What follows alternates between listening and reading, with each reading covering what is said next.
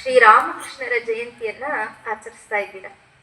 ಬಹಳ ಸಂತಸದ ವಿಷಯ.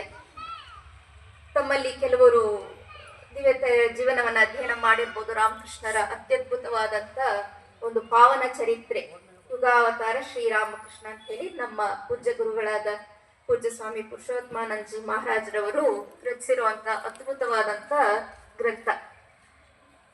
ನಮ್ಮ ಪೂಜ್ಯ ಗುರುಗಳು ರಚಿಸಿರುವಂತ ದಿವ್ಯತ್ರಯರ ಚರಿತ್ರೆಯ ಪುಸ್ತಕಗಳಿದೆಯಲ್ಲ, ಶಾರದಾ ಮಾತೆಯವರ ಶಾರದಾದೇವಿ ಜೀವನಗಂಧ, ಶ್ರೀರಾಮಕೃಷ್ಣರ ಯುಗಾವತಾರ ಶ್ರೀರಾಮಕೃಷ್ಣ ಹಾಗೂ ಸ್ವಾಮಿ ವಿವೇಕಾನಂದರ ಸಮಗ್ರ ಅವರ ಒಂದು ಜೀವನ ವಿಚಾರಗಳು ಸಂದೇಶಗಳ ಕುರಿತಾದಂಥ ಪುಸ್ತಕ, ವೀರ ಸನ್ಯಾಸಿ, ವಿಶ್ವವಿಜೇತ, ವಿಶ್ವಮಾನವ, ಇವು ಸಾಮಾನ್ಯ ಗ್ರಂಥಗಳಲ್ಲ, ಕೇವಲ ಒಂದು ಚರಿತ್ರೆಯ ಪುಸ್ತಕಗಳಲ್ಲ. ಈ ಮೂರು ಗ್ರಂಥಗಳಲ್ಲಿ ಪೂಜ್ಯರ ಒಂದು ತಪೋಮಯ ವ್ಯಕ್ತಿತ್ವ ಅಡಗಿದೆ. ಯಾರೇ ಓದಿದ್ರು ಕೂಡ ಅವರಲ್ಲಿ ಆ ದಿವ್ಯತ್ರೇಯರ ಭಾವ ಸ್ಫುರಣೆ ಆಗುವ ಹಾಗೆ ನಮ್ಮ ಮನಸ್ಸು ಅವರ ಪಾದಪದ್ಮಗಳಲ್ಲಿ ನೆಲೆಸಿ ನಮ್ಮ ಜೀವನ ಸಾರ್ಥಕ ಮಾಡುವಂತ ಒಂದು ಗ್ರಂಥಗಳು ಅವು. ಆ ಗ್ರಂಥಗಳಲ್ಲಿ ಬಹಳ ಸಮಗ್ರವಾಗಿ ನಾವು ವರ್ಣನೆಯನ್ನ ಕೇಳ್ತೇವೆ ಶ್ರೀರಾಮಕೃಷ್ಣರ ಚರಿತ್ರೆ. ಆಗ ತಾನೇ ಈ ಫೋಟೋಗಳು ತೆಗೆಯೋದಕ್ಕೆ ಆ ಟೆಕ್ನಾಲಜಿ ಬಂದಿತ್ತು. ಶ್ರೀರಾಮಕೃಷ್ಣರ ಭಾವಚಿತ್ರವನ್ನ ತೆಗೆದು ಒಂದು ಕಾಪಿಯನ್ನ ತಂದು ಕೊಟ್ಟಿರ್ತಾರೆ. ಶ್ರೀರಾಮಕೃಷ್ಣರು ಅವರ ಒಂದು ಶ್ರೀಮಾತೆಯವ್ರಿಗೊಂದು ಮಾತು ಹೇಳ್ತಾರೆ, ನೋಡು ಮುಂದೆ ಮನೆ ಮನೆಗಳಲ್ಲಿ ಇದು ಪೂಜಿಸಲ್ಪಡುತ್ತೆ ಅಂತ ಹೇಳಿ. ಇವತ್ತು ನೋಡಿ ಈ ಒಂದು ತಾಣದಲ್ಲಿ ಅವರು ರಾರಾಜಿಸ್ತಾ ಇದ್ದಾರೆ. ಅವರ ಜಯಂತಿಯನ್ನ ನಾವೆಲ್ಲ ಸಂಭ್ರಮದಿಂದ ಆಚರಿಸ್ತಾ ಇದ್ದೇವೆ.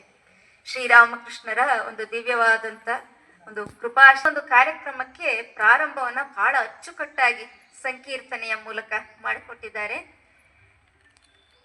ಪ್ರಗತಿ ಮಂದಿರದ ಕುಮಾರಿಯರು ಹಾಗೂ ರಾಘವೇಂದ್ರ ರಾವ್ ಅವರ ಮಗನ ಜೊತೆ ಆ ತಬಲಾ ಸಾಥ್ ಕೂಡ ಬಹಳ ಸೊಗಸಾಗಿತ್ತು. ಇದು ಕೂಡ ಪೂಜ್ಯ ಸ್ವಾಮೀಜಿಯವರ ಒಂದು ಶ್ರೇಷ್ಠವಾದಂತ ಕೊಡುಗೆ ಅಂತ ಹೇಳ್ತಿರೋ, ಕನಸು ಅಂತ ಹೇಳ್ತಿರೋ, ಏನ್ ಬೇಕಾದ್ರೂ ಹೇಳ್ರಿ.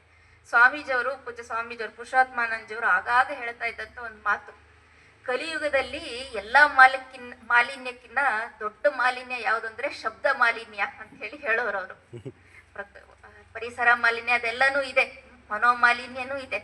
ಇದೆಲ್ಲ ಹೋಗ್ಬೇಕಿದ್ರೆ ಸ್ವಾಮೀಜಿಯವರು ಹೇಳ್ತಾ ಇದ್ರು, ನೋಡಿ ಧ್ಯಾನ ಮಾಡೋದಕ್ಕೆ ಈಗ ಆಗೋದಿಲ್ಲ. ಯಾಕೆ? ಕೂತಿದ್ರೆ ಸರ್ರಂತ ಒಂದು ವಾಹನ ಹೋಗುತ್ತೆ, ಇನ್ನೇನೋ ಹೋಗುತ್ತೆ.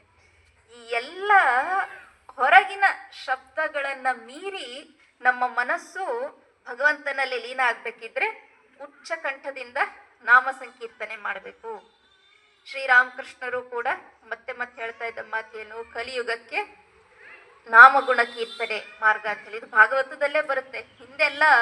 ಹಿಂದಿನ ಯುಗಗಳಲ್ಲಿ ಏನನ್ನ ದೀರ್ಘಕಾಲ ತಪಸ್ಸು ಮಾಡಿ ಪಡ್ಕೊಳ್ಬಹುದಾಗಿತ್ತು ಆ ಭಗವಂತನನ್ನ, ಕಲಿಯುಗದಲ್ಲಿ ಬಹಳ ವಿಶೇಷವಾದ ಕೃಪೆ ಇದೆ.